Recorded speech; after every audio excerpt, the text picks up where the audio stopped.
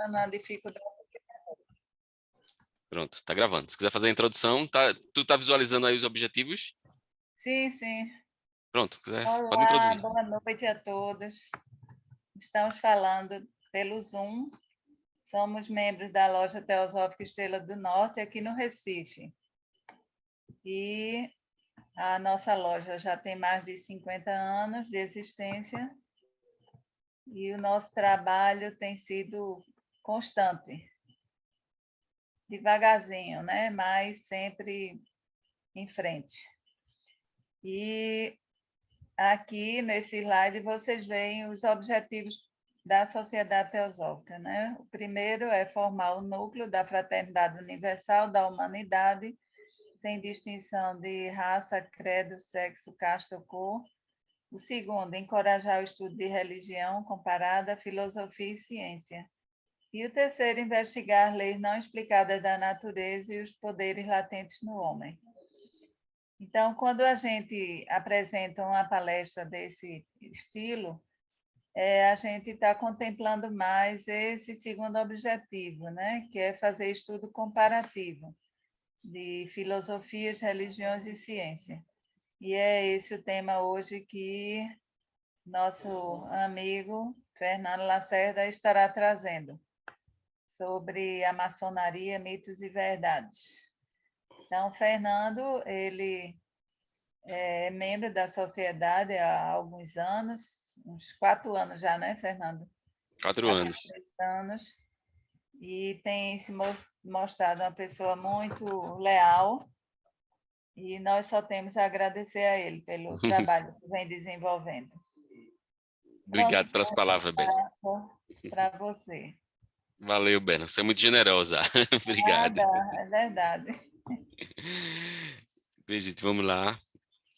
Pegando esse segundo objetivo, né, encorajar o estudo de religião comparada, filosofia e ciência, selecionei esse tema e aproveitei que eu tenho um irmão, né, da ordem que já fez esse trabalho, ele inclusive apresentou para o público, né?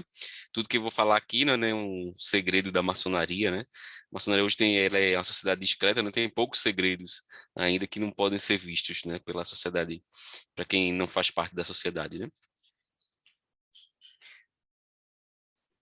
Vamos lá, Maçonaria, Mitos e Verdades. Ela foi elaborada, essa apresentação, pelo irmão Miguel, lá da loja Caça do Sertão, de Afogados da Engazeira, da grande loja maçônica de Pernambuco. Ele apresentou para o público lá e me concedeu o privilégio de poder apresentar aqui na loja Teosófica. Vamos lá, primeiro, História da Maçonaria, uma introdução. Um pequeno esboço histórico, eu não vou ler tudo, né? Vou divulgar depois nos grupos esse slide, ele permitiu, mas só os principais tópicos, né? A maçonaria ela tem um período lendário, operativo e especulativo, né? O lendário seria a origem dela, que seria antes do século V, no século V a.C., né? Com a construção do Templo de Salomão, do primeiro templo, depois do segundo templo, né? Todas as lendas, né, são baseadas nesse templo e em outros também, né? Da construção do templo da Torre de Babel, né, da construção da Arca da Aliança, a construção como é que chama, da Arca de Noé, né? Todas essas lendas que são citadas na Bíblia, né? Fazem parte também da maçonaria, né? Nesse primeiro momento. Depois ela se torna operativa, né? Que seria do período do Império Romano até a construção das catedrais, né? Que eles chamavam de guildas, né? As guildas de operários, que funcionava como uma espécie de sindicatos. E as pessoas construíam, aquele grupo construíam um monte de coisa, né? Estradas, templos, principalmente templos, e aqueles segredos não eram passados para qualquer pessoa, né? Os segredos da construção só eram passados para algumas pessoas que eram permitidas, né? Que faziam parte daquele grupo, ou que iria entrar como aprendiz, né? Que aos poucos era dado algumas informações. Como tem aqui, né? Naquela época, os trabalhadores reunidos em associações ou guildas tinham seus serviços contratados para a construção de palácios, catedrais, mausoléus, pontes, etc. Os maçons da Idade Lendária e Medieval são tidos pelos historiadores como maçons operativos, porque estava parte mesmo da operação deles, né? Era braçal. né? Depois ele se torna especulativo, que surgiram durante o século XVI, XVII, XVIII, quando a construção das catedrais estava em declínio, que levou muitas guildas de trabalhadores de pedras a aceitar membros, né, que eram fora da esfera da construção, pessoas letradas, eruditas, e que deram outro rumo à maçonaria, que vem ser o que ela é hoje, né, tornando ela especulativa. Não é especulativa no bom sentido, né? Especulativa hoje tem uma denotação, uma palavra um pouco negativa, né? Mas a especulativa de ser pessoas de fora da construção, né? Mas que se interessavam pelos assuntos que eram daquele grupo lá da maçonaria. E acho que o grande início da maçonaria, como ela é hoje, até que fala aqui, né? Seria a reunião em Londres, né? Que Londres criou algumas pessoas falam assim, uma espécie de cartório, né? A grande loja maçônica de Londres, da Inglaterra, eles começaram a dar títulos, né? Algumas pessoas, algumas maçonarias do mundo que tinham tratados de amizades, elas eram consideradas regulares. Quem não tinha esse tratado de amizade por algum motivo, por alguma discordância, eles consideravam como irregular ou espúria. Até hoje ainda permanece, né? Num caso, depois a gente vai discutir mais na frente, mas o caso, por exemplo, maçonarias mistas ou maçonarias que eram exclusivas para mulheres eram consideradas espúrias.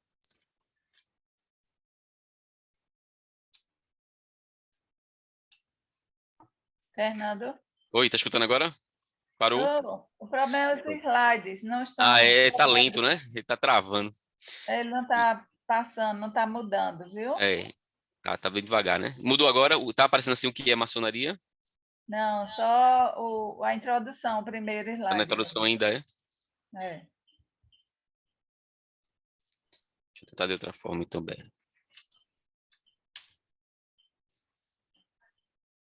Mudou agora, isso. O que é a maçonaria, né? Começou a Isso. aparecer agora. Tá grande, tá assim? O que é maçonaria grande e eu tô no cantinho, não é isso? Tá, tá. Pronto. O que é maçonaria, né? Maçonaria é um movimento filosófico, educativo, filantrópico e progressista, que adota a investigação da verdade em regime de plena liberdade. Ela é, portanto, uma sociedade formada por livres pensadores, amantes da cultura moral, intelectual. Este é seu papel principal, e este caráter explica em grande parte o notável sucesso que conseguiu. Nos ritos maçônicos, fundem-se os símbolos das iniciações primitivas, os ensinamentos de Rosa Cruz e dos antigos filósofos, do pitagorismo, dos templários, do judaísmo, do cristianismo, etc. Daí a sua origem fora do comum, se comparada a outras instituições fraternas, né? Em resumo, a maçonaria é uma escola de sabedoria. Algumas pessoas até simplificando o que é a maçonaria, dizem assim, né? Ela é uma evolução da escola pitagórica lá, né? Do filósofo Pitágoras. Ela foi evoluindo, né? Incorporando outras formas de se portar de outras sociedades e formou o que ela é hoje, né? A admissão na ordem maçônica não é, pois, um fim, é um começo, né? Um maravilhoso, mas que exige muito trabalho e dedicação. Algumas pessoas ainda dizem assim, poxa, eu fui aceito na maçonaria, né? É o fim agora, né? Eu já sei os segredos, né? Estou satisfeito. Mas não é, é aí que começa, né? É só um pezinho na escada, né? Até a gente faz muita alusão à escada de Jacó. E você só apenas alcançou o primeiro degrau, né? Ela é bem extensa, né? Mas numa extensão de que existe muitos ensinamentos ainda a serem aprendidos.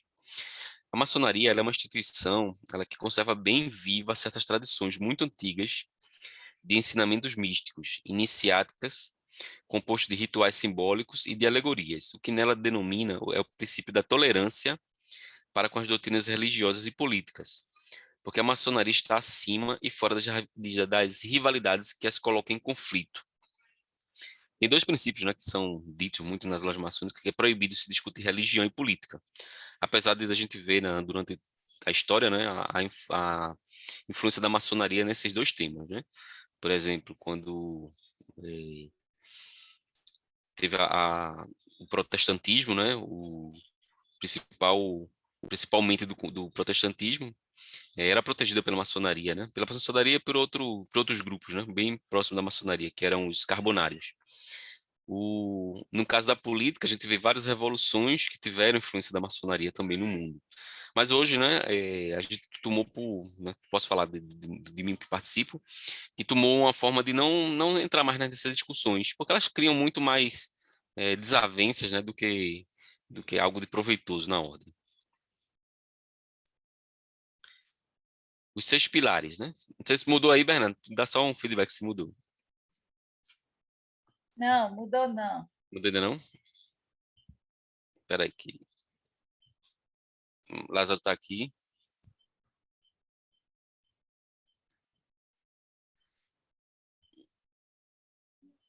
Deixa eu colocar. Lázaro está entrando. Entrou, Lázaro? Acho que não está conseguindo falar, mas eu estou vendo que está aqui. Eu não estou vendo onde aparece admitir. Eu nem estou podendo me Não, eu botei como ajudar. eu coloquei todos para dentro, aí ele agora não vai aparecer Ah, mais. sim, Ele tá pula na certo. tela aqui. Ah, entendi. Os pilares, né? Estou aqui na página, na parte dos pilares da maçonaria. Os principais são a liberdade, igualdade e fraternidade. Vem do francês, né? Liberté, égalité e fraternité. Um lema que era da Revolução Francesa, né? Uma revolução bem sangrenta, que acabou sendo incorporado também como lema, né? Algumas outras, principalmente aqui no Brasil, que teve uma certa influência do rito moderno, né? Eu vou falar depois que a maçonaria tem, dentro dela tem algumas divisões de ritos. Os ritos são formas de se portar, são formas de como ela se apresenta em loja, que tipo de forma, né, de movimento, né, como vai ser o ritual, como vai ser aquela movimento que vai ter na loja, aí se chama de rito. Vamos lá, os principais pilares. Liberdade, porque o homem que venceu a si mesmo liberta-se da opressão que o escraviza. Essa questão da liberdade, acho que é um ponto principal, né? Um dos princípios que tem na maçonaria é que para o homem participar, por ela ser antiga, né, ele não poderia ser escravo, né? Nunca, né? Se ele fosse escravo, ele não participaria, lógico, né? A liberdade é um lema dela. E ela vem ajudando muito, né, em várias independências de vários países, no passado, né, compra de alguns escravos, né, os irmãos faziam cotas, né, para bancar a liberdade de alguns escravos que podiam, né? Igualdade, porque a maçonaria reconhece que todos os homens nascem iguais. As principais distinções que admite são o mérito, o talento, a sabedoria, a virtude e o trabalho de cada um. Dentro da loja, não importa muito o seu poder aquisitivo, que cargo você ocupe, né? Que a gente chama divide o mundo em dois, né? Quem está lá fora é a vida profana. Quem está dentro da ordem, né? É dentro da maçonaria, ou dentro da ordem, né? E todo mundo se identifica como igual lá, não tem, por isso que até se usa também aquelas roupas, né? Tudo igual, né? Todo mundo de preto, um terno preto, um balandral que é admitido também, que é uma espécie de bata de padre, né? Mais ou menos roupa preta daquele jeito. E em relação à fraternidade, porque a maçonaria aspira que a compreensão reine entre seus adeptos. A fraternidade diminui os males dos povos e aumenta a compreensão e o respeito entre os homens. Sob este prisma, ela pode ser definida de muitas maneiras, mas uma descrição resumida poderia dizer que é uma sociedade destinada ao esforço conjunto de todos, na busca do aperfeiçoamento individual, uma fraternidade dedicada ao aprendizado e ao culto da arte de viver e à construção do caráter. Hoje, como não tem mais a dependência dos pedreiros livres, né, de construções, se tomou como uma referência, né, tudo que se fala dentro da maçonaria é referência à construção, mas a construção não é como o homem fosse um templo, né, e ele está sendo moldado, né, por isso que se usa muitos termos lá que se usava na construção, né, por isso que a construção agora é do caráter, a construção da moral, a construção da reforma interior. E a maçonaria do mundo, né? Há aproximadamente 10 milhões de maçons, distribuídos por mais de 150 grandes lojas existentes pelo mundo. Destas 27 grandes lojas no Brasil congregam mais de 80 mil maçons. Confrontando o número de maçons existentes no mundo com a população inteira do globo, tem-se uma ideia do grau de seletividade adotado para o ingresso na ordem maçônica, ou seja, poucas pessoas participam da ordem maçônica, né? E aqui no Brasil, tirando acho que os Estados Unidos, é o lugar que tem mais maçons, né? E a Inglaterra, de vez tipo, quando fazem a contagem, né? Hora a gente está à frente da Inglaterra, hora a gente está um pouco atrás. Mas assim, você vê o Brasil é muito forte ainda nisso. E embora sejamos a maior fraternidade do mundo, não igualamos em número de adeptos a qualquer uma das religiões menos difundidas. Lógico, a maçonaria sempre foi pequena, né? Compara com qualquer religião hoje, ela é uma gota no oceano. Os principais princípios da maçonaria, né? Quais são eles, né?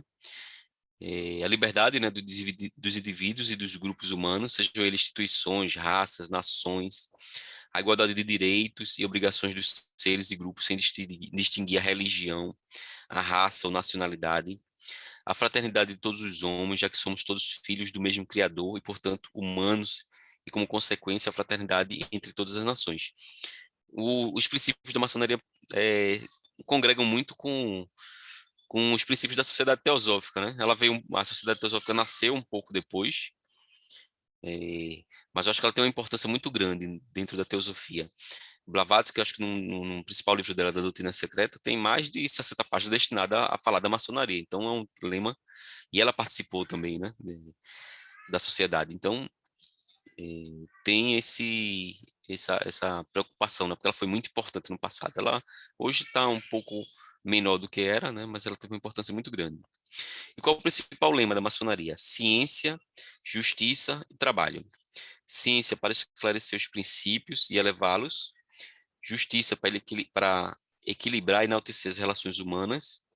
E trabalho por meio do qual os homens se dignificam e se tornam independentes economicamente.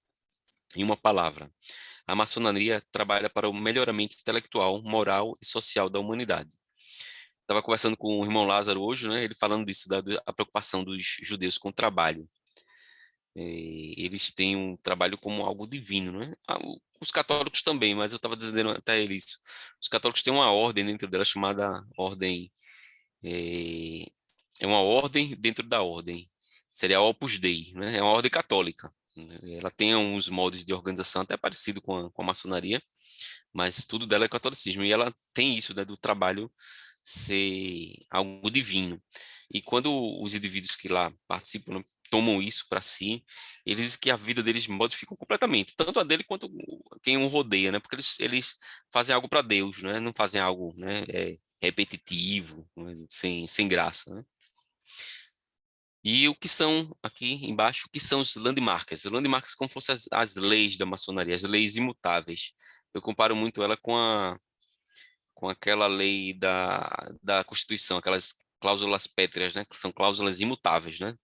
Que ninguém, para mexer naquilo ali, só em caso de revolução, né? Não se mexe nada.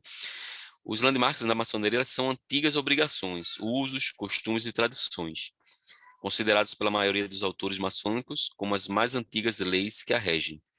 Dentre outras coisas, prevêem a obrigatoriedade de uma crença em um ser superior, o grande arquiteto do universo, que assim como os maçons chamam a Deus, né?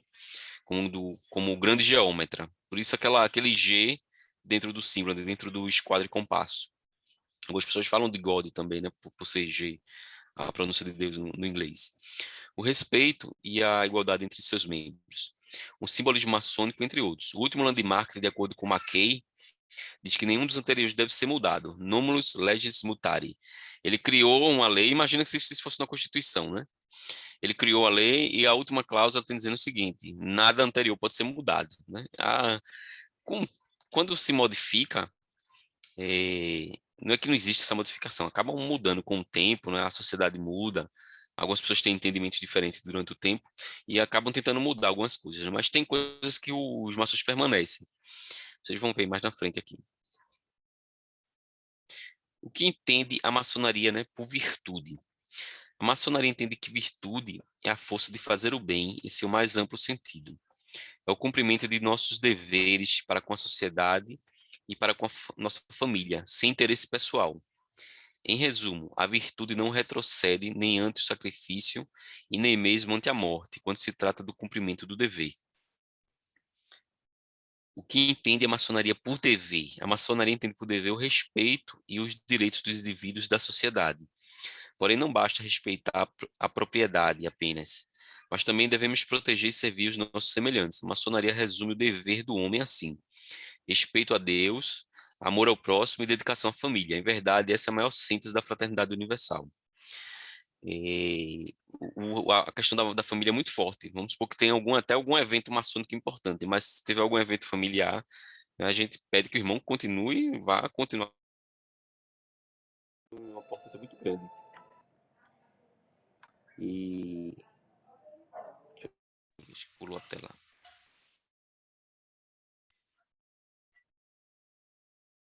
E a questão dos deveres, né?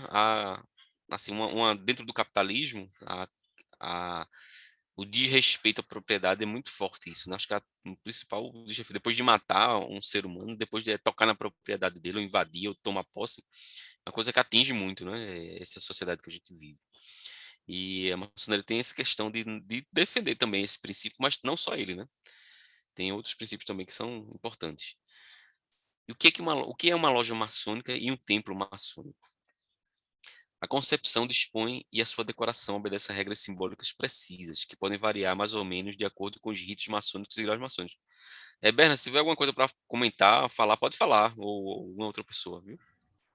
Ok, por enquanto não. Tá bom.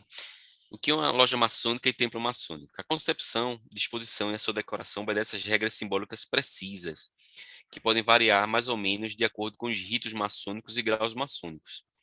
Mas a concepção estética é da escolha da loja, podendo ser clássica ou moderna.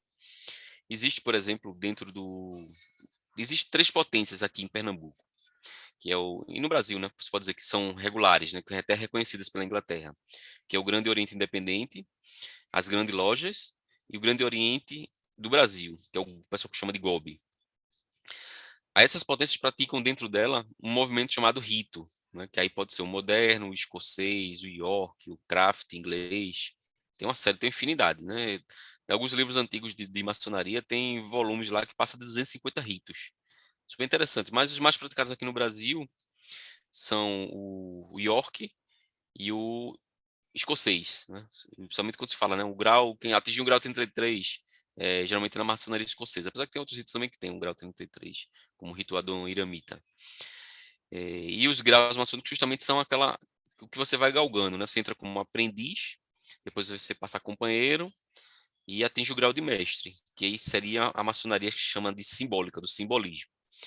Passado disso, aí entra nos graus conhecidos como filosóficos. Aí depende do rito, pode ir do 33, ou tem ritos que passam desse número, né?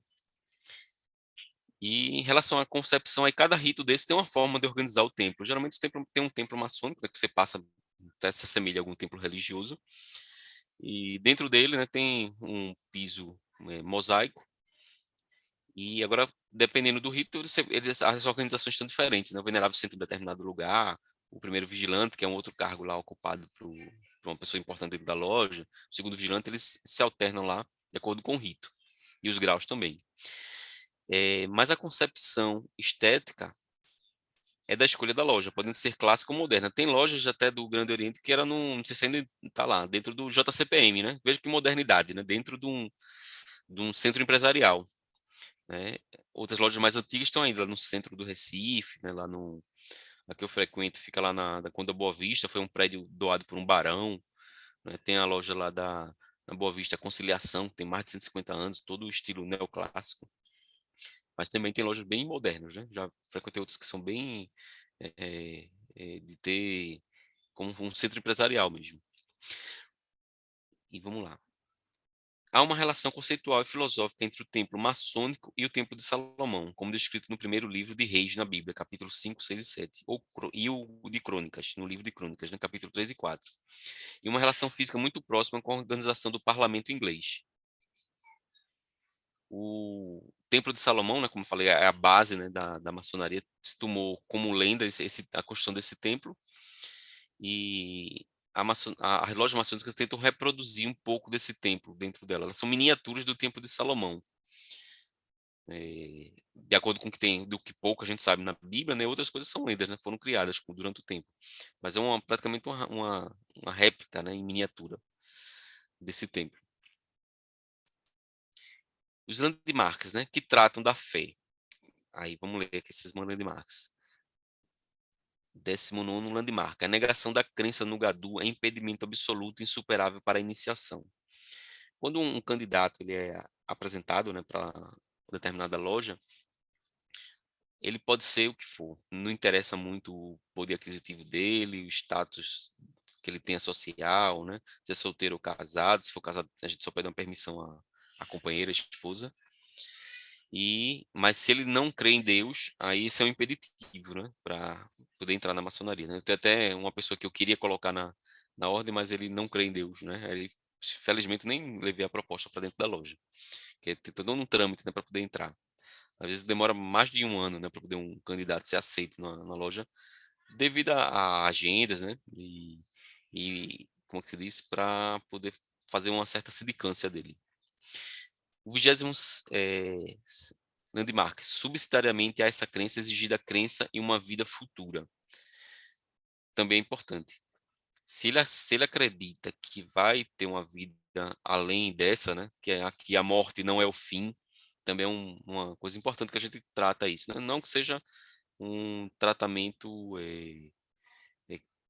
como é que se diz, que ele não seja espírita, ele pode ser católico, mas que ele acredite que existe algo além dessa vida aqui, ele também é uma lei imprescindível.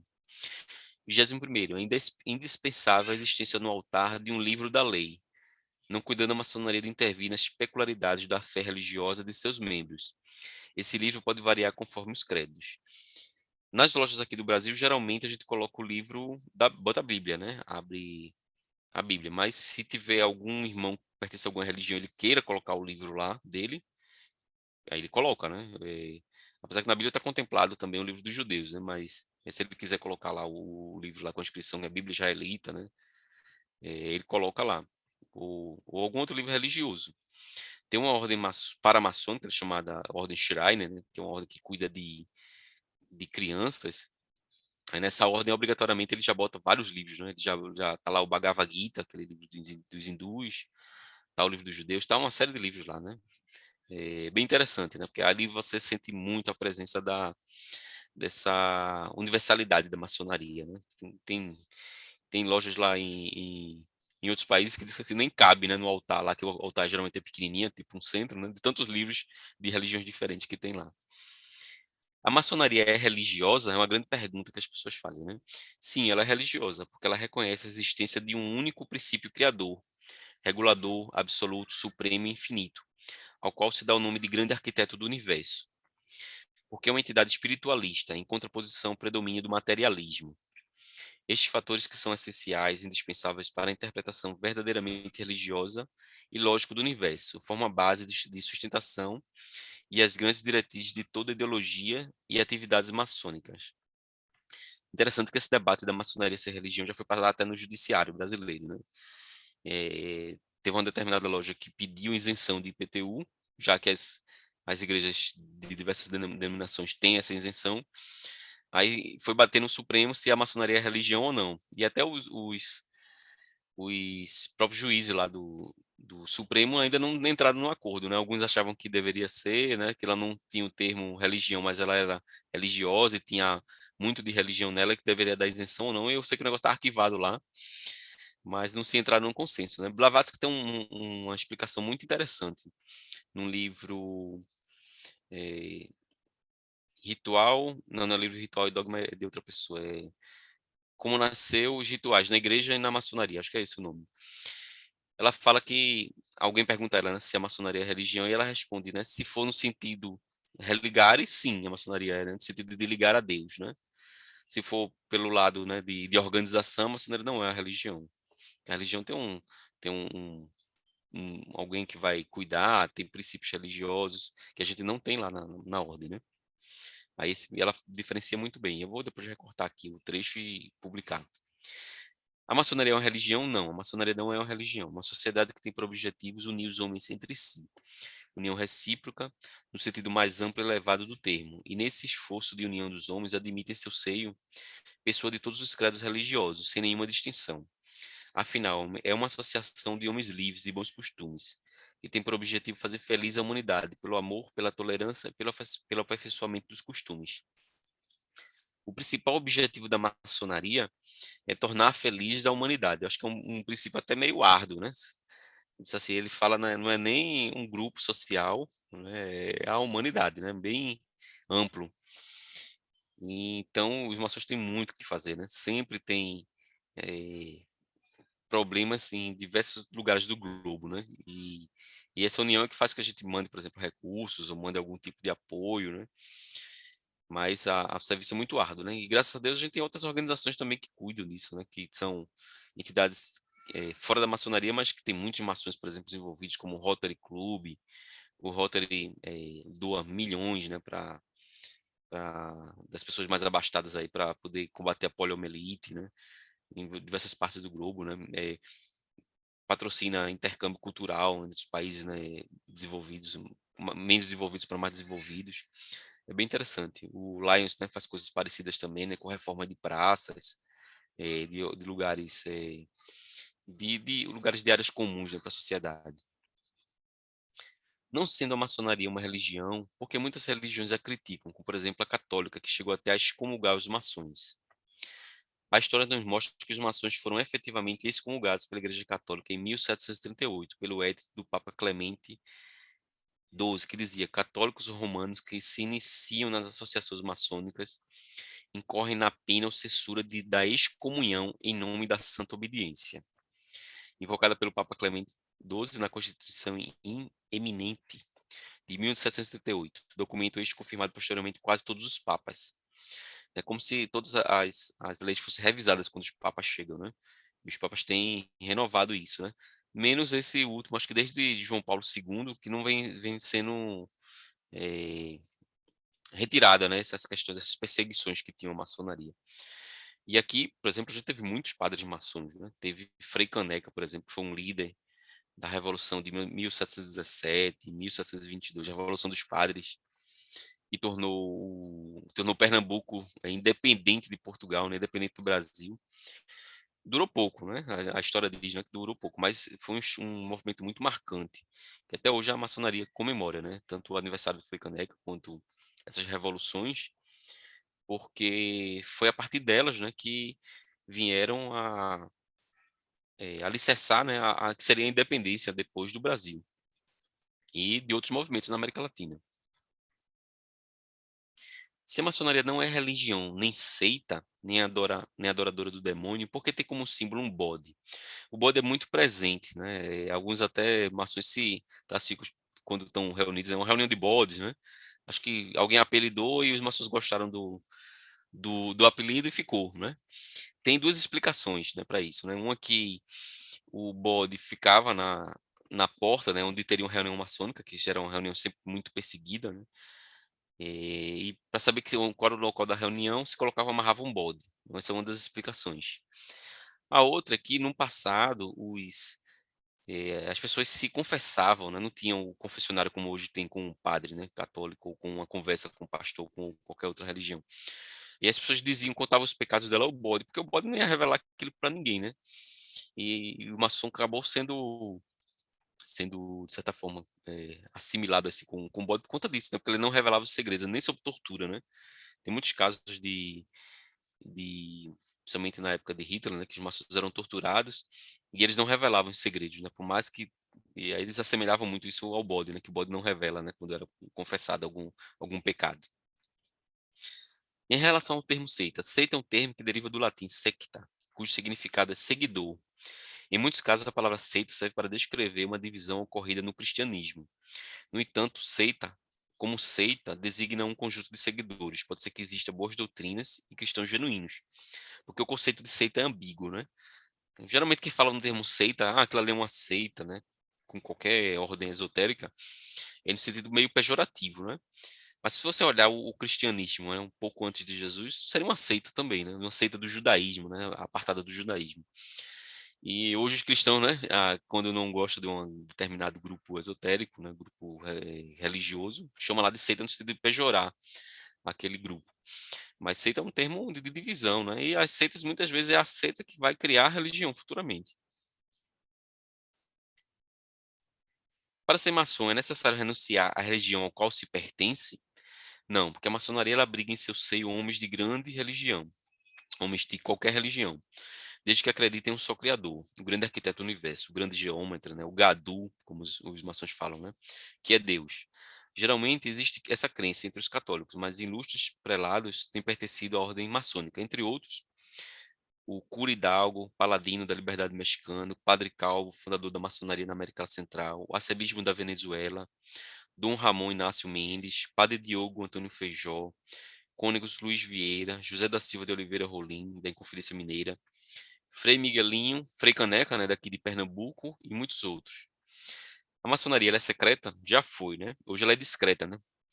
Todas as nossas lojas estão registradas em cartório e seus dirigentes devidamente identificados por ata formal. Nossos locais de reuniões são conhecidos, nossos templos identificados por sinais que toda a sociedade conhece. Se você quiser saber hoje onde é que está uma reunião da maçonaria, é muito fácil, né? Se botar no Google, aparece lá onde tem a loja maçônica, onde está o templo principal da maçonaria, e onde vai ter e até o horário, a reunião, o telefone do venerável, o telefone de algum outro componente. Quer dizer, ela hoje é muito aberta. Até o nosso irmão Marcelo colocou lá, secreta como um secreto fosse inacessível, né? Secreta é para poucos, né? Será, não é que deixou. E cada vez mais ela se torna aberta. Se isso é bom, só o futuro dirá, né?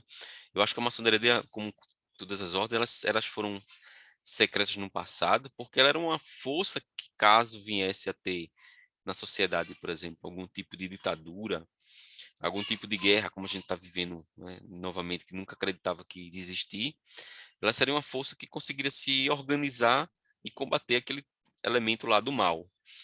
E ela, se ela for extremamente aberta como está hoje, né, aconteceria o que aconteceu no passado nas revoluções comunistas ou com o nazismo, né? Eram um dos primeiros locais também a serem fechados, né? E os seus membros perseguidos. Maçonaria e as igrejas evangélicas tem uma relação muito forte, né? A maçonaria tem em alguns seios dela membros que trouxeram, né? Essas pentecostais, neopentecostais aqui para o Brasil, né? Tem um monte, não vou ler isso aqui não, que é bem detalhado, eu vou mandar no grupo. Mas só ele se acha que é o principal, é Salomão Ginsburg, do missionário batista e fundador de loja maçônica. Em 1921, Salomão Luiz Ginsburg, missionário da Junta de Missões Estrangeiras de Richmond, publicou sua autobiografia relatando ser maçom. Essa questão, veja só, ele relatou, mesmo sendo participando do evangelho, né, do protestantismo, né, ele se disse maçom. Interessante, né? Teve um membro da maçonaria que disse que o pai dele tinha um anel que usava, e esse anel tem uma pedra, e depois, quando ele faleceu, né, a esposa abriu aquela pedra e tem um símbolo da maçonaria dentro. Quer dizer, ele frequentou a maçonaria, ocupou vários cargos, nem a esposa sabia que ele pertencia à maçonaria. Como era secreto, né, há algumas décadas atrás. Esse pastor também, Ashbel Green Simon, fez os primeiros cultos da igreja presbiteriana no Brasil, na loja maçônica Amizade. Eu acredito que essa loja tenha sido lá no Rio de Janeiro. Maçonaria em Israel. Aí um grande exemplo de como a maçonaria ela é universal e ela é eclética, né, e agregadora, né? A grande loja de Israel foi instalada em 1953 em Jerusalém. Porém a sede dela fica em Tel Aviv, né? O atual grão-mestre da grande loja do Estado de Israel é o irmão Nadim Mansur, cidadão de origem árabe. Sua presença como grão-mestre demonstra que não somente a paz, mas também a fraternidade pode reinar entre os árabes e judeus, como bem ocorre naquela grande loja. A grande loja do Estado de Israel possui 55 lojas simbólicas ativas, as quais, em sua maioria, trabalham no rito de York. As lojas se reúnem nas línguas hebraico, romeno, francês, espanhol, turco, inglês, russo, alemão e árabe. A prova do compromisso com a liberdade pode ser vista no selo da mesma. A cruz, a lua quarto crescente e a estrela de Davi estão juntas, simbolizando o cristianismo, o islamismo e o judaísmo, selo esse herdado da Grande Loja Nacional Palestina, existente até a guerra de 1948. Da mesma forma, a Bíblia, o Alcorão e a Torá estão no altar das lojas. Como eu falei, né, geralmente aqui a gente coloca só a Bíblia, lá eles colocam os 3 livros principais, né, o Alcorão e a Torá também. E o símbolo é bem interessante, né? Você vê aqui a cruz, né, a lua aqui do Islã, né, e o nome aqui em vários idiomas também, de grande loja do Estado de Israel. Maçonaria é perseguição, né? Como eu tinha falado da questão da perseguição, por isso que ela deveria continuar secreta. Os registros preservados do Escritório Central de Segurança do Reich da Alemanha nazista mostrou a perseguição aos maçons durante o Holocausto. não sei como é que chama isso aqui, o registro de escritos foi supervisionado pelo professor Francis e foi responsável por tarefas ideológicas, com o que se pretendia criar propaganda antissemita e antimaçônica. Embora o número de vítimas não seja conhecido com precisão, os historiadores estimam que entre 80.000 e 200.000 maçons foram mortos sob o regime nazista. Os presos maçônicos dos campos de concentração foram classificados como prisioneiros políticos e usavam um triângulo vermelho invertido. Hitler acreditava que os maçons sucumbiram aos judeus, conspirando contra a Alemanha. Monumento aí, tem um monumento aqui lá na Alemanha, né? Do campo de concentração Sterwegen, acho que é isso. E aqui é uma roupa com a estrela, com o triângulo vermelho para baixo. Né? Hitler tinha uma perseguição e ficou muito famosa, a gente vê muito em filmes, né? A estrela de Davi, aquela estrela amarela para classificar os judeus, mas ele tinha classificação para todo tipo de gente, né? Teve a estrela roxa lá para o que era o início do protestantismo, né? Que era da Assembleia de Deus, eles tinham outro nome na época. Foram perseguidos também, ciganos, né? Quem falava esperantistas, tinha também essa perseguição. Quer dizer, se não fosse um alemão puro, né, como ele queria, ele saía perseguindo, iria parar no campo lá e era assassinado, ia virar adubo, né? Aqui Essa estrela vermelha invertida era usada por quem? o Hitler, ele classificava as pessoas de acordo com a atividade nela. Por exemplo, os judeus eles usavam a estrela amarela, feita essa que a gente está usando aqui, no símbolo da Sociedade Teosófica. Sim. Ele botava na roupa. A estrela roxa era para os membros da Assembleia de Deus. Aí tinha estrela lá para algum símbolo, né? A maioria era estrela. Eu nunca tinha visto da maçonaria, que era um triângulo. Era esse triângulo invertido para marcar que eram maçons. Que ele também perseguiu qualquer pessoa, ele perseguia, né? Que não era alemão puro, né? Ah, era Aí um ele triângulo classificava. invertido. Isso, ele classificava, né? E ficava numa prisão lá para saber qual era a penalidade que aquela pessoa ia ter primeiro, né? E geralmente quase todo mundo foi assassinado, né?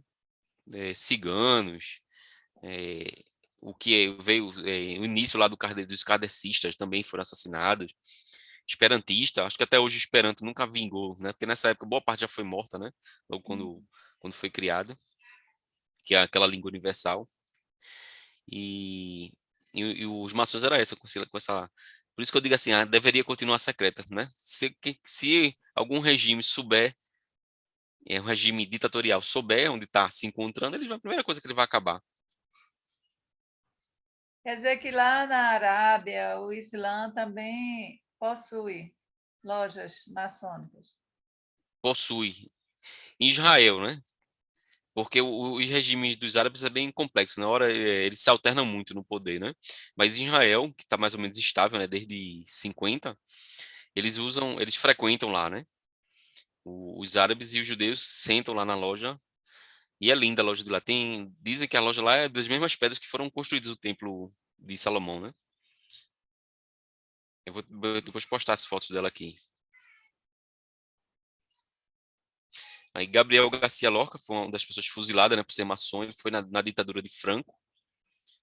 É, Franco também simpatizava, né, com as mesmas ideias lá de Hitler, né?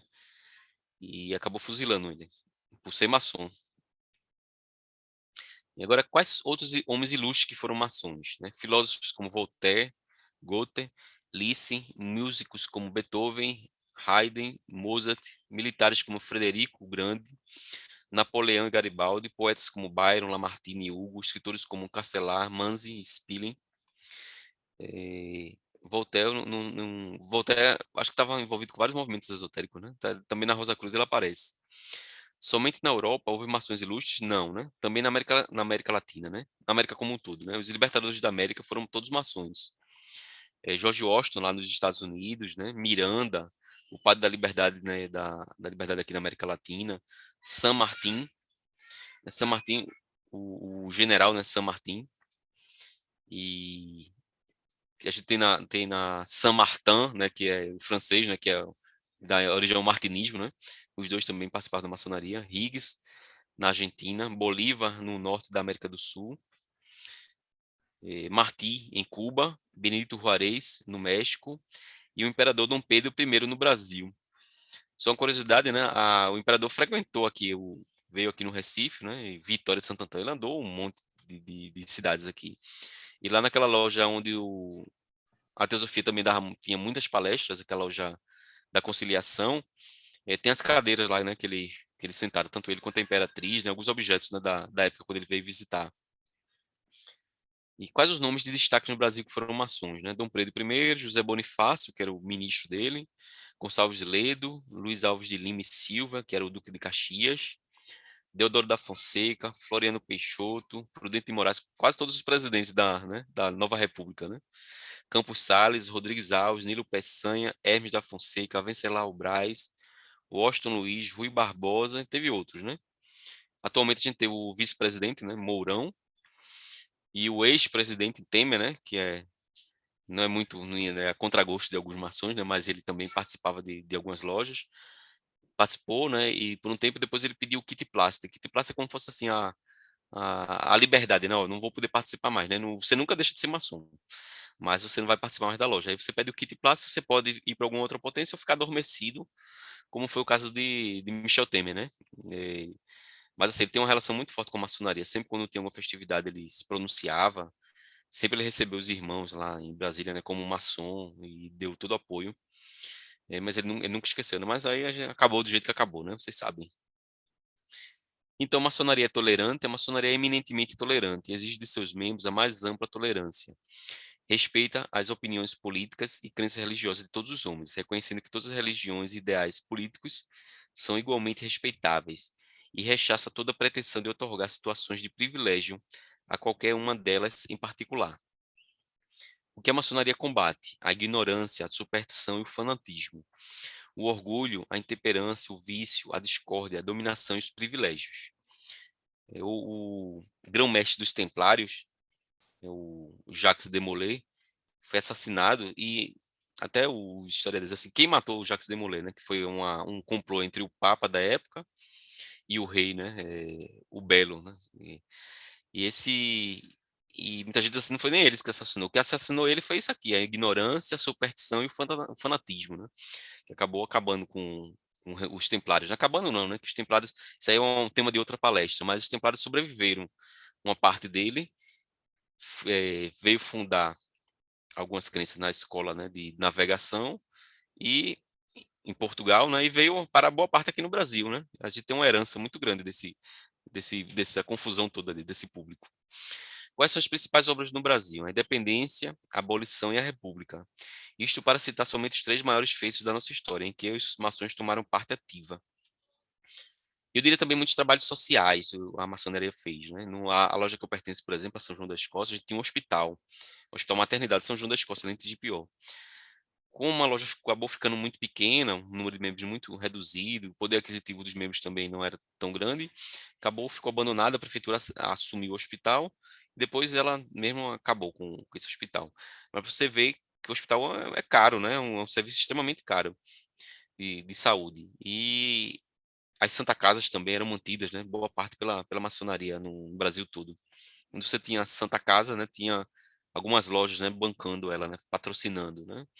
Boa parte. Hoje o governo teve que assumir e muitas delas até fecharam, porque muitas vezes os governos municipais e estaduais não tinham condições de fazer de arcar com essas despesas. Quais as condições individuais indispensáveis para poder pertencer à maçonaria?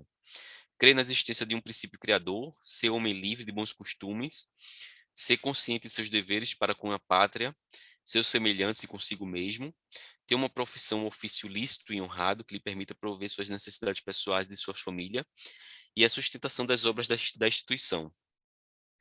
Se vocês quiserem falar alguma coisa aí, viu? Pode falar, viu? Berna, Lázaro, podem comentar o que quiserem aí, viu? O que se Aqui. exige das mações? Em princípio, tudo aquilo que se exige ao ingresso em qualquer outra instituição, né? Respeito aos seus estatutos, regulamentos e acatamento às resoluções da maioria, tomadas de acordo com os princípios que a regem, amor à pátria, respeito aos governos legalmente constituídos, acatamento às leis do país em que viva, né? Independente tem muito partidarismo, somente agora, né? Dona Palmira está entrando. Coisa boa, Dona Palmira ainda acordada essa hora. Palmira, seja bem-vinda. independente do governo, né, do seu ponto político, né, a gente acata, né, qualquer lei, né, independente de gostando ou não do governo, aí é uma história de gosto, né, mas aí as leis têm que ser respeitadas, né, é um dos princípios também da maçonaria. Ademais, se proíbe terminantemente dentro das instituições discussões políticas e religiosas, porque prefere uma ampla base de entendimento entre os homens, a fim de evitar que sejam divididos por pequenas questões da vida civil. E agora que a gente vai ter eleição, né, esse ano é um momento muito delicado, né? As pessoas querem colocar sua opinião, né? Alguns querem colocar que candidato ou apoia determinado candidato e acaba tendo alguns atritos, né? Na maçonaria é proibido, mas nem tudo que é proibido não quer dizer que não exista, né? Às vezes ou outra acontece de ter, e acontece de também ter as questões de divisões, né? Por conta disso. O que se obtém sendo maçom? A possibilidade de aperfeiçoar-se, de instruir-se, de disciplinar-se, de conviver com pessoas que, por suas palavras, por suas obras, podem constituir-se em exemplos, encontrar afetos fraternais em qualquer lugar em que se esteja dentro ou fora do país. Finalmente, né, a enorme satisfação de haver contribuído, mesmo em pequena parcela, para a obra moral e grandiosa, levada a efeitos pelos homens. A maçonaria não considera.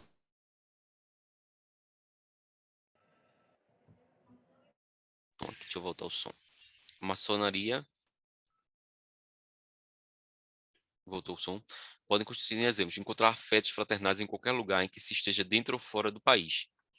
É muito comum, né? Algum maçom vai viajar e ele é bem recebido, né?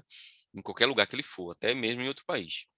Finalmente, a enorme satisfação de haver contribuído, mesmo que em pequena parcela, para a obra moral e grandiosa levada a efeitos pelo homem, a efeito pelo homem. A maçonaria não considera possível o progresso senão na base de respeito à personalidade, à justiça social e às mais estreitas solidariedade entre os homens. Ostenta o seu lema: liberdade, igualdade e fraternidade, com a obtenção das bandeiras políticas e religiosas, com a abstenção, né, das bandeiras políticas e religiosas. É verdade que os maçons ajudam uns aos outros? Sim, é verdade. Porém, não significa obrigatoriamente uma ajuda material. Muitas vezes o trocar ideias, o ouvir, e quando já se tem algum cabelos brancos, aconselhar são grandes ajudas, né? Todo mundo pensa que é só ajuda material. Ah, só contrata maçom, né? Se for tem grupos religiosos que fazem isso, né? Só admite aqui na minha empresa se ele for de determinada religião, né? Não existe, ou determinado partido político, né? Na maçonaria não existe. Mas se algum irmão tiver dificuldade, né? Os outros vão tentar de alguma forma ajudá-lo. E no caso da ausência dele, né? Por morte, né? Na minha loja eu tive, né? Alguns casos, por exemplo, que a gente tem que ajudar a família, né? Porque alguns membros morreram da Covid, né? E o trâmite legal ainda é muito complicado, né? Da viúva, por exemplo, ter acesso ao que é o benefício lá do INSS. É bem complexo isso ainda. Ficou meses, né? Sem conseguir. E a gente teve que ajudar a família, né? Na ausência desse irmão. O objetivo maior da maçonaria é lapidar a pedra bruta, isto é, que o homem, pelo estudo, principalmente da filosofia da filosofia dos grandes pensadores, entre eles pensadores maçons, evolua se tornando cidadão melhor e contribua para a evolução de toda a sociedade. A gente faz o seguinte, né? Como a gente, a gente tenta mudar o mundo, mas antes de mudar o mundo, a gente tenta mudar cada elemento desse mundo, cada maçom desse, a gente tenta moldar ele do sentido de se tornar uma pessoa melhor. Lógico que a gente não está fazendo não existe nenhum tipo de lavagem cerebral, nenhum dogma, né? A gente dá só os caminhos, né? Ele que tem que fazer essa evolução.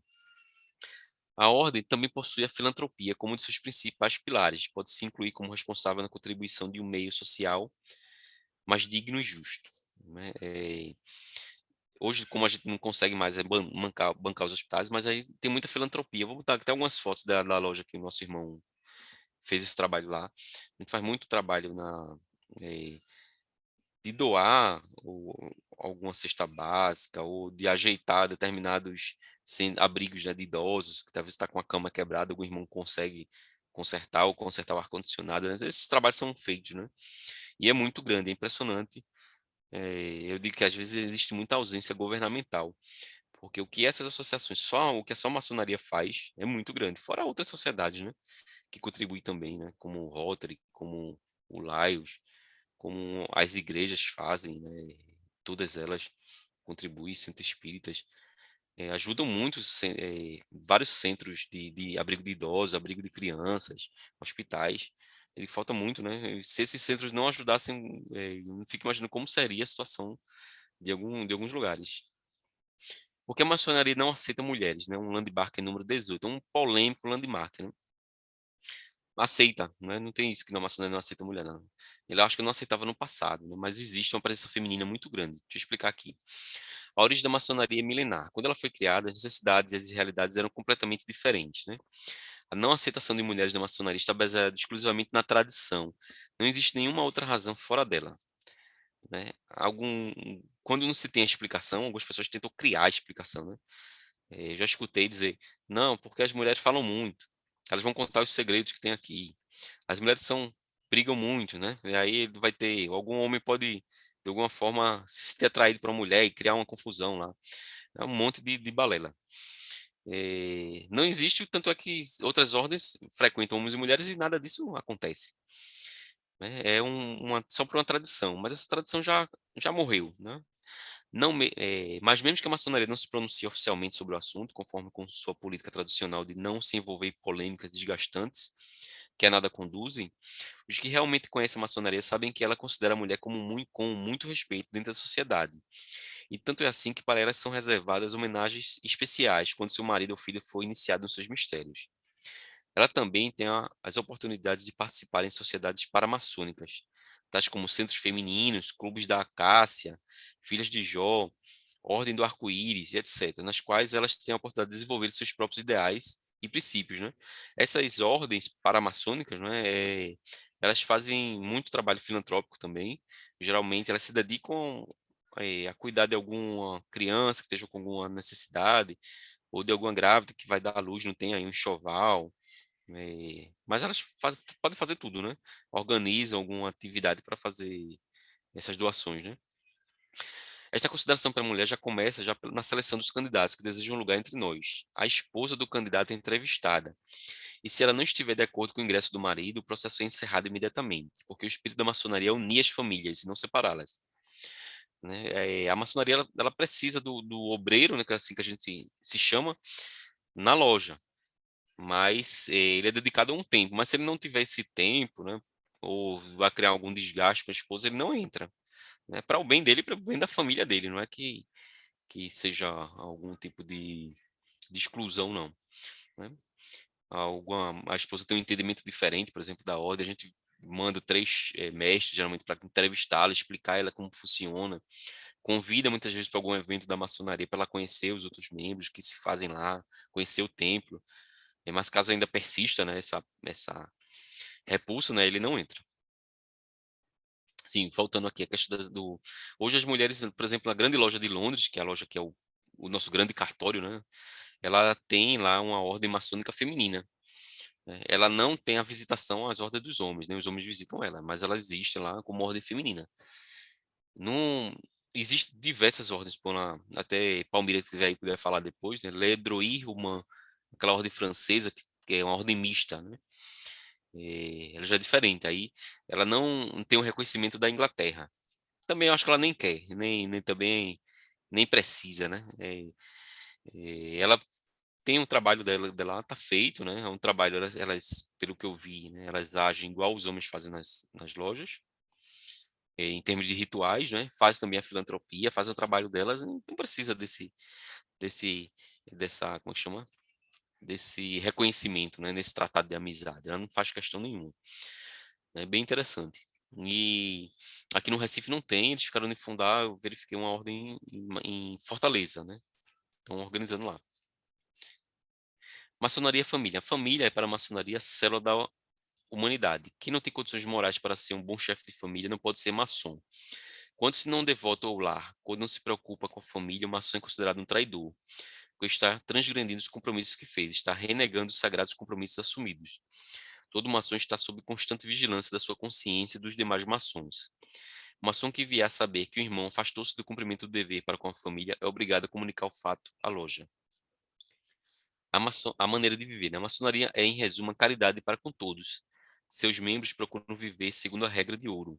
Fazer aos outros aquilo que desejais que vos façam. Ser maçom é amar o seu país, servir a Deus com reverência, tratar os familiares com brandura e afeto, ter humanidade e ajudar os fracos e desvalidos de sorte, né? Ser maçom é praticar as virtudes cardeais. Isso aqui é bem essas virtudes cardeais, acho que vale também uma palestra, viu, Berna? Tratada lá nas virtudes cardeais dos templários, né? O catolicismo também tem as virtudes cardeais. É bem interessante, depois de dar uma busca nisso aí. Tudo isto e mais constitui a maçonaria como forma de viver como um farol e guiar-nos em todas as nossas ações. O que podemos fazer para ajudar? O significado e o impacto da maçonaria da vida do homem varia, diferenciando-se do homem comum. A prática dos ensinamentos e princípios é em base estritamente individual. Os princípios maçônicos têm resistido através das eras e são válidos até hoje, ainda, né, como eram há séculos atrás. Os princípios da maçonaria ainda são atuais, né? É como a Bíblia, né? Mesmo tendo lá mais de, vamos colocar, 5.000 anos, né? Que ela foi, se você pegar a Bíblia antiga, o Velho Testamento, mas tem lá, né? Você tem um dever moral, tem que praticar o bem, né? Amar o próximo. Quer dizer, esses conceitos nunca vão ficar desatualizados, né? E aqui é um exemplo de filantropia, né? Isso aqui um irmão fez, né? Doações no Natal. O irmão Miguel, que acho que é esse aqui que tá aqui mais ou menos no centro, que fez a campanha para o Natal. A loja aqui do Recife a gente também apoia. Natal de 2018, 2019, né? Sempre faz brinquedos para crianças, brinquedo no Dia das Crianças, doações de cesta básica aos centros de idosos, pequenos brinquedinhos, né? A criança no Dia das Crianças aqui, ó. Tem um monte de atividades, né? Aqui as mulheres, né, fazem a separação, né, das doações para a cesta básica. Alguns doam, né, materiais depois é preciso fazer um trabalho, né, com esses materiais, né, uma seleção, tanto de roupa quanto de alimentos, né. Essa aqui é minha cunhada que está aqui presente, ela fazendo a separação, né. Aqui foi uma formatura do ABC, né, as crianças tinham um custo lá na creche para fazer uma festinha, né? Uma festividade mostrando que ela se formou no ABC. Isso é bem marcante para a criança, né? A loja lá custeou, fizeram uma cota lá, uma cotização e custeou esses custos que eles teriam lá. Definição de loja maçônica, né? Loja é um grupo de irmãos cheios de defeitos, né? Que o Gadu reúne para que convivam com as diferenças e desenvolva a tolerância, a benevolência, a caridade, o perdão, o respeito, a gratidão, a paciência, os direitos e deveres, e fique aprendam a amar, fazendo ao outro o que quer que o outro lhe faça, sem exigir deles a perfeição, que ainda não temos. Nós não nascemos onde merecemos, mas onde necessitamos evoluir. Aqui é o nosso querido venerável mestre que cedeu essa apresentação, o venerável mestre Miguel de Campos Góes. Ele é venerável da Caça do Sertão, lá em Afogados da Engazeira. Meus irmãos, Berna, Palmira, se estiver aí ainda, façam agora suas considerações.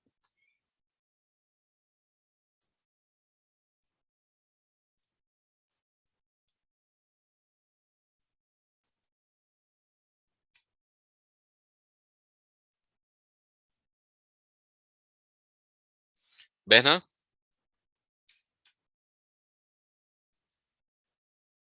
Berna?